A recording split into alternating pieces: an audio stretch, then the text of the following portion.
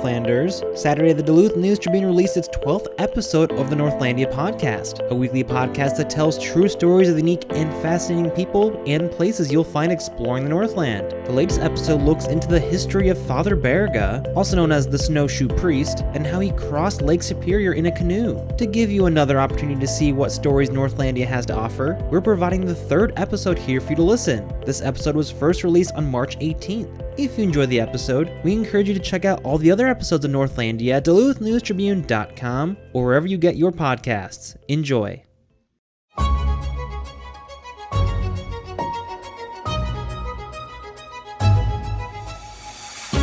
Welcome to Northlandia, a place to bring your curiosity because here you will find curiosities. I'm Wyatt Buckner with the Duluth News Tribune, and I will be your guide as we discover the unique and fascinating stories here in the Northland. Here we celebrate the region's distinctive people, places, and history.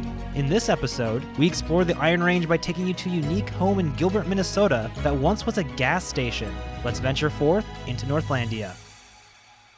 To tell us more about this unique Gilbert home, I'm joined by Duluth News Tribune reporter Terry Caddo. Terry, welcome to the Northlandia podcast. Hi, Wyatt. Thanks for having me here today. So, Terry, you drove up there with digital producer Dan Williamson last week. So first, tell us about what was that experience like touring this unique house? It was pretty fun. My first impression as I first walked in is you cannot tell that this place used to be a gas station. You walk in and there's this huge, beautiful staircase and beautiful, normal set living room. There's nothing about it that screams, yes, this was a place where I stopped to fill up my car. It's just very, very much a homey, pleasant place to be. But if you're someone who has spent a lot of time in the area, you may remember a very iconic red and white facade that used to be on the front of this house for Kim's Oil. It was there from 1986 until 2014. And before that, it was a gas station for years and years, different stations. Very interesting. And how did you find this story? Well, I am from the town where this gas station is, Gilbert, and I had gone up to the range to do a different story, and we passed by a gas station that is now a home. Not this one, actually a different one. And I thought, that's something that's kind of unique to the area, is turning gas stations into homes. And so I kind of pursued that line and tried to find a couple of them on the range that I knew of. This was the one that I found people who were willing to talk to me, and the contact info worked out, and we set things up. Gosh, just how many homes up there, if you had to try to guess, how many are up there that are homes that were gas stations? You don't think that's a common thing. Not incredibly common. I will say there are a lot of places that used to be gas stations that are something else. My parents listed a dozen examples when I asked them about it of places in Virginia and Gilbert that used to be gas stations and now are, an insurance office, a pet grooming place, and I want to say just a car sales place. But I can think of there are two other homes in the area that used to be gas stations, and both of them still have their iconic gas station overhang piece. This one does not. It never had that, but because it was kind of an older station. Gotcha. So you said you reached out to a couple of these places, but then one got back to you. So how did you go about finding this homeowner and then being able to actually visit them and interview them? So whenever you're trying to find any homeowner in St. Louis County, you always go to the St. Louis County Land Explorer. That will tell you who owns any particular piece of property within the county. And there I found out that the person who owns that place now is someone named Dan Miller, which is great, except it's an incredibly common name, and it's very difficult to try and find contact info for people who have very common names. You're going to find, whenever you do a search, there's just a list of numbers to try, and you have no idea which one's going to be the correct one, if any, at all. So I decided, okay, maybe I could go through the past owner. I could look up, I knew the Kim in question was Kim Priner. So I looked up his information, found a number, gave it a call, and I got beep, beep, beep, this number has been disconnected. And I'm like, okay. Everyone's favorite. Yeah.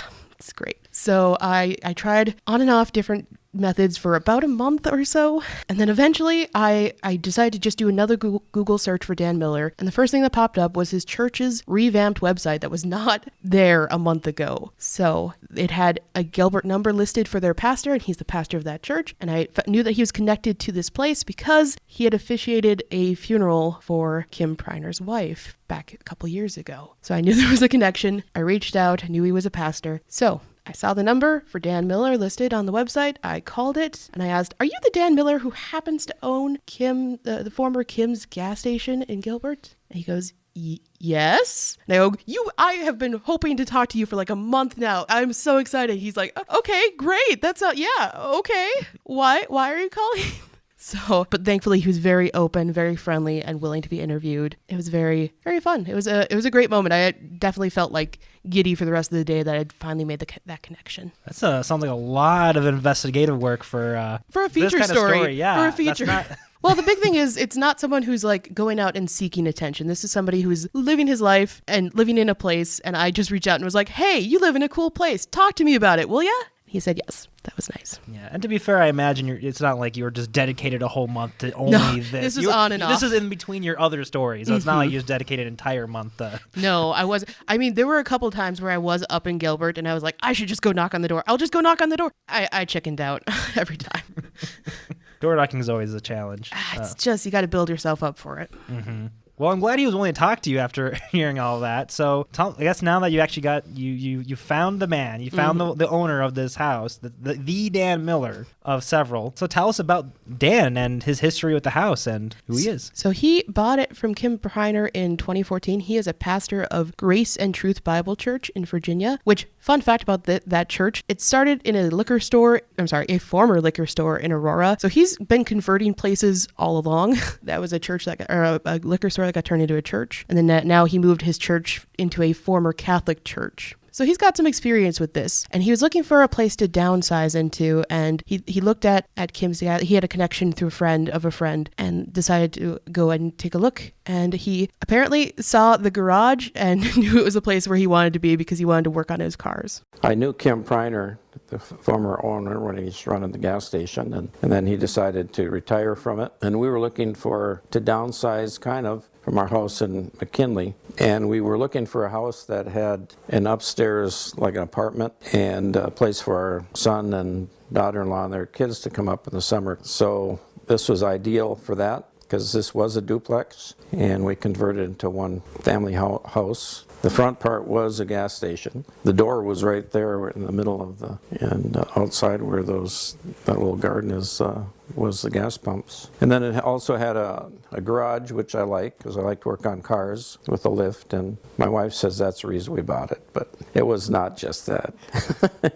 And so how long did that process take to convert it into, take it from this gas station and turn it into a livable home? So it was actually a lot quicker than I thought it was going to be. He had a couple of relatives who happened to be in the construction industry, so they were willing to help out, and they bought it in April, and they said they moved in June or July of that year, of I believe 2018. So not a bad turnaround. They've done things since. They've added like gardens and stuff. Like, for example, there is a little like flower bed garden in the front exactly where the pumps used to stand. So it's kind of fun to see the great transformation. It does look incredibly different from how it used to look. In fact, if you go, this is kind of a fun thing to do. You can look at different years of street views on Google Maps, and if you go to 2008 and then the latest 2018 version, you can see a really big transformation because it was the last time that was passed by as Kim's Oil, and then all of a sudden it's just a house, just an unassuming kind of house. Well, when one lady stopped by when we were just starting, and she wanted gas because Kim was a full service. He had a full service station, and so he'd pump gas, and a lot of the ladies don't like to pump gas, so they were a little disappointed that he had closed. And you spoke with not just Dan, but you spoke with his wife as well. A little bit, yeah. Connie, she's a pretty wonderful woman. And what was her take on this whole endeavor? And was she on board? Was she kind of against, or kind of in the middle, indifferent? Was she want to live somewhere? So the big thing is they had spent a lot of their life out in the country, so moving to town was kind of a big thing for them. They didn't know what it was going to be like living in town, especially in that house, because that house is right on like the main drag of Gilbert, so it's right downtown. And so that was quite a drastic change, but I think overall they ended up pretty happy with where they are. Albeit, I'm sure, very differently than I don't think one anticipates to own and live in a house that once was a gas station. Yeah, he had something to say about that. Yeah, it wouldn't be my choice, but it's worked out very well. It's we're very thankful. How long have the two of you been married? 47 years. She's the best wife I ever had. So You even got me a coffee cup that says that. So I feel like oftentimes with our reporting, we go into a story looking for one thing, and then we find another thing. So how'd that kind of happen with you for this story? So it first happened, well, obviously the bit I talked about, we're looking for multiple and ending up selling on the one. But that one has ended up being way more interesting than I thought. Even while talking with Dan, I found out right away that the place used to be a duplex, and it was a duplex basically the entire time that it was a gas station as well. So while they were a service station, they also had people living in the upstairs and downstairs portions of it. There was just the first 10 feet of the building was dedicated to the gas station. With that, I also found out a lot more once I connected with the Iron Range Historical Society. They had a lot of information to give me about the past owners and how many times this place has been passed down. And the most interesting bit for me was finding out that this place started its life as a house, moved from somewhere else in Gilbert, and was turned into a gas station sometime in the between the 30s and the 50s. So it was a house, then a gas station, now a house again. I wonder why it would go from a house to a gas station in the first place. That's another interesting question. Unfortunately, I think anybody alive who could answer that, I don't think there's anyone alive anymore who could answer that question. I'm pretty sure most of the people who would have been around from that time are no longer with us. Gotcha. And earlier you said that you're from the Gilbert area, but was that the only reason that you pursued the story? Is that the main drive behind it? So a big thing for me is being from that area, I like to do a couple of stories focused on it. I take the north part of Northlandia name pretty seriously. We get a little bit Duluth-centric, which is completely understandable. There's a lot of unique and interesting things about Duluth. But I also like to branch out and make sure that we're covering the areas like the Iron Range and Lake County and the North Shore and places such like that, because those are the places that I'm from or covered for many years. Absolutely. And is there anything else that you think is interesting or that you think people should know, or any other big takeaways for you from the story? I think the big thing is that even the most kind of unassuming places can have really unique and rich histories when you dig into them. I definitely got that by talking with the gentleman from the Iron Range Historical Society, Robert Kivela. He kind of ingrained that in me. In fact, I'm interested to dive into some more places that I think could use a little bit more attention. Gotcha. I think you just kind of summed up Northlandia in a pretty good way there. Absolutely. Well, thank you so much for bringing the story, Terry. I think we'll wrap it up there. Look forward to seeing what you have for us next time on Northlandia. Thank you very much. And thank you for joining us on this venture into Northlandia. To read the article for this week's column, as well as see photos and video produced by Dan Williamson, visit DuluthNewsTribune.com/topics/Northlandia. You can find all of our episodes of Northlandia on Apple, Spotify, or wherever you get your podcasts. If you or someone you know has a unique story that you believe could have a place here in Northlandia, let us know by emailing northlandia@duluthnews.com. Join us again next week and discover the extraordinary stories that you just might miss if you're not in the right place at the right time, ready to step off the beaten path with no rush to return, here in Northlandia.